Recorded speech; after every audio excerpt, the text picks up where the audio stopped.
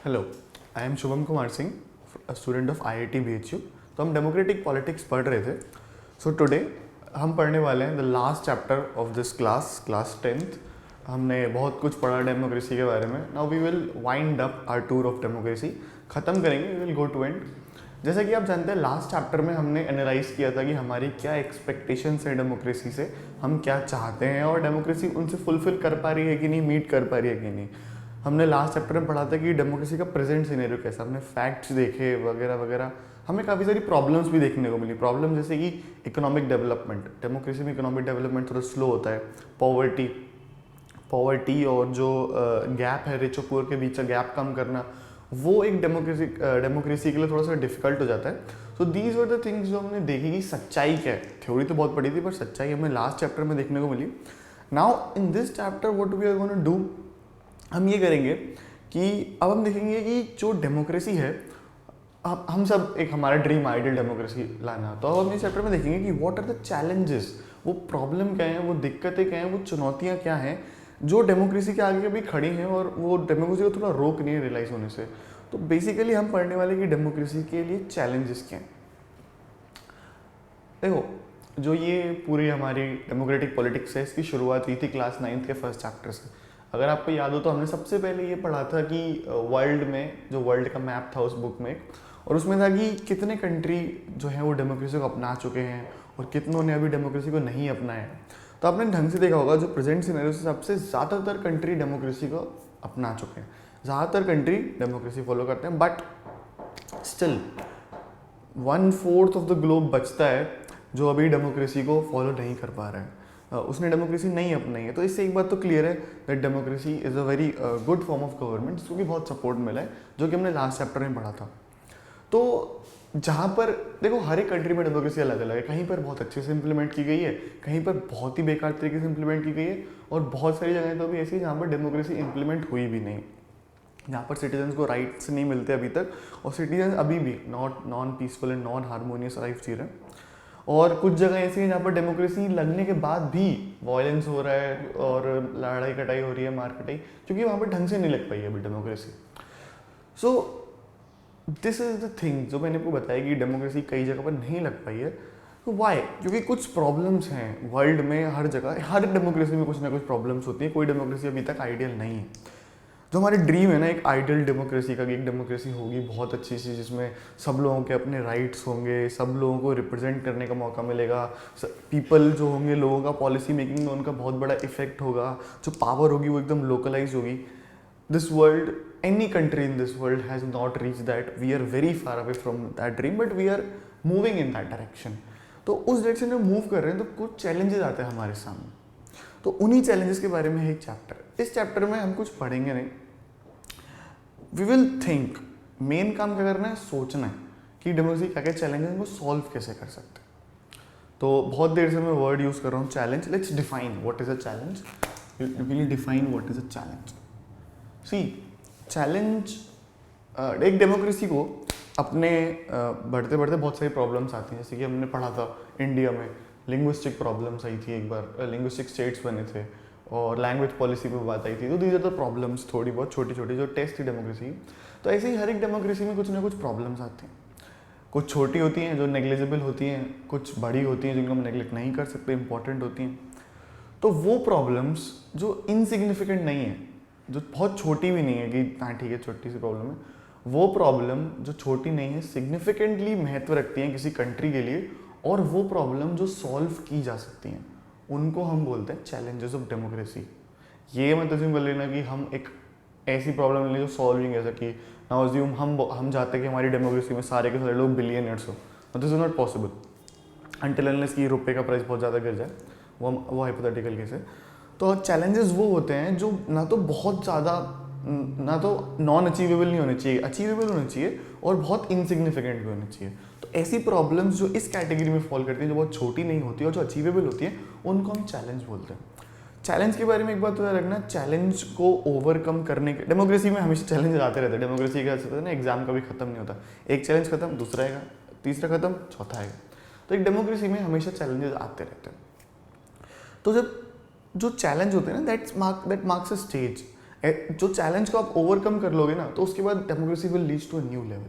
Challenge is not a hindrance, मतलब actually एक तरह से वो हिंड्रेंस है, बट वो रोकता नहीं है। अगर आप चैलेंज को ओवरकम कर लोगे तो challenge can be a stepping stone for the betterment of democracy. मतलब अगर दिक्कतें आती जाएंगी और डेमोक्रेसी उनको ओवरकम करती जाएगी तो डेमोक्रेसी और बेटर होती जाएगी।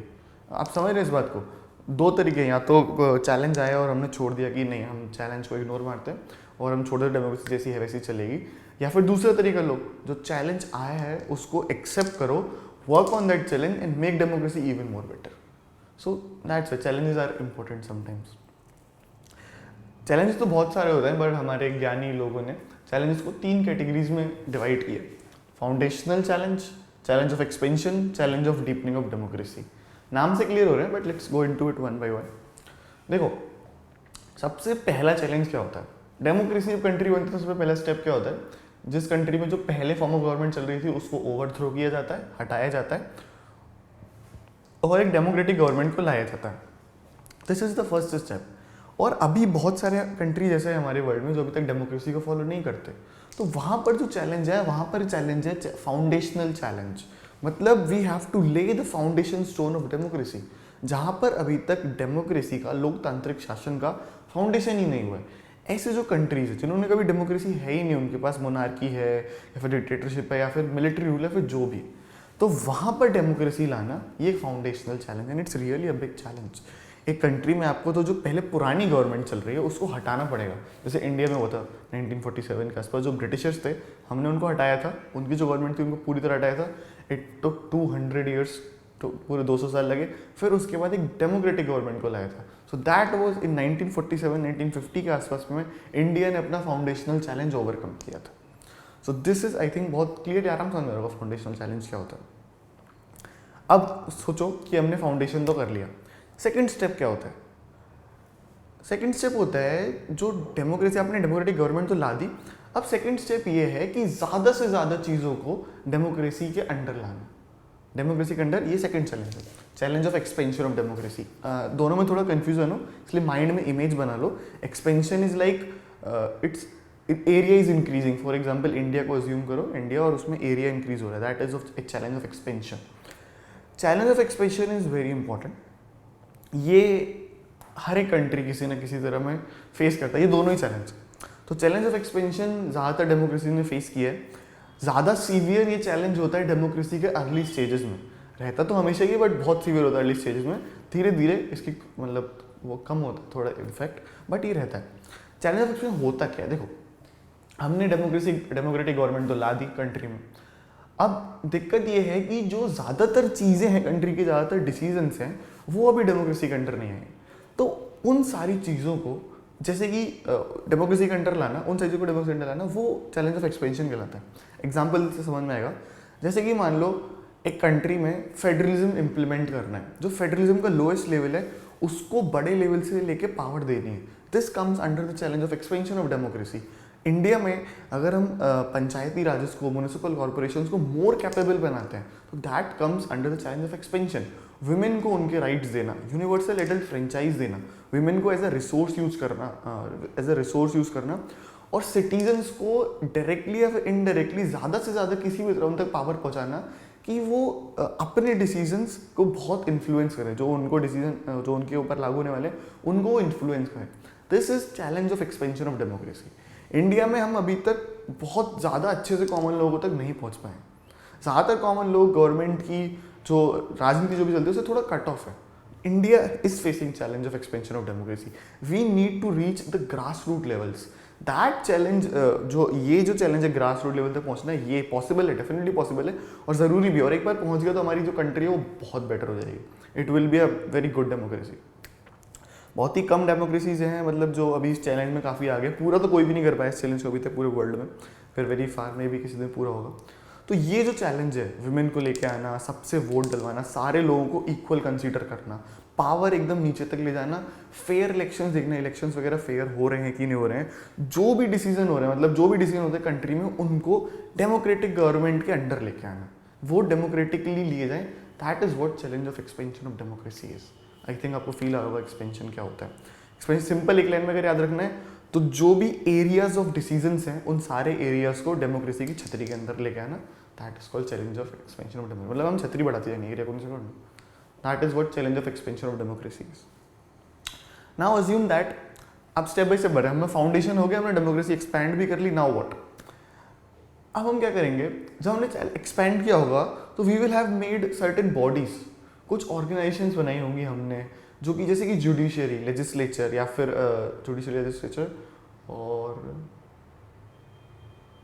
एक और होता है, मैं भूल रहा हूँ, जुडिशियरी होता है, लेजिस्लेचर होता है, एग्जीक्यूटिव। हाँ, तो ये ऑर्गेनाइजेशन जब हम बना देते हैं, these are the different organs of the government, तो जब हम ये ऑर्गेनाइजेशंस बना देते हैं तो बन गई हमारे, अज्यूम करो कि ये कंप्लीट हो गया हमारा, कंप्लीट तो नहीं होगा, छोड़ो मत बनो, मतलब अज्यूम करो कि हम एक्सपैंड कर चुके हैं काफ़ी, हमारे अंदर बहुत सारे ऑर्गन्स आ गए, बहुत सारे एरियाज आ गए। अब हमें क्या करना है, जो ऑर्गन्स ऑफ डेमोक्रेसी हैं या फिर जो ऑर्गेनाइजेशंस हैं जो डेमोक्रेसी को हेल्प करती हैं या फिर जो डेमोक्रेटिकली डिसीजन लेते हैं, जैसे कि पॉलिटिकल पार्टीज वगैरह हो गए या फिर हमारे प्रेशर ग्रुप्स वगैरह हो गए, मूवमेंट्स हो गए, इनको डीपन करना है। डीप मतलब गहराई में जाना है, एक्सपेंशन मतलब हमने एरिया वास लिया था, डीप मतलब गहराई में जाना है, मतलब उन सारी ऑर्गेनाइजेशन को, जुडिशरी, लेजिस्लेटिव वगैरह वगैरह, इनको स्ट्रॉन्ग करना है ताकि ये अपने टास्क को कर तो रहते और ही बेहतरीन तरीके से कर पाएँ। अगर पहले लोग 10 लोगों तक पहुँच रहे थे तो अब ये 15 लोगों तक पहुँचे। So this is the thing, this is the challenge of deepening of democracy, and challenge of deepening of democracy is also faced by nearly every democracy. कोई भी कंट्री इन अभी तीनों चैलेंज को पूरा नहीं कर पाया है, that is what I'm telling you, कि हम अभी बहुत दूर हैं उस ड्रीम से जब आइडियल डेमोक्रेसी बनेगी। So these are the major challenges जो हमारे सामने हैं, तो देखते हैं इनको धीरे धीरे ओवरकम कर रहे हैं।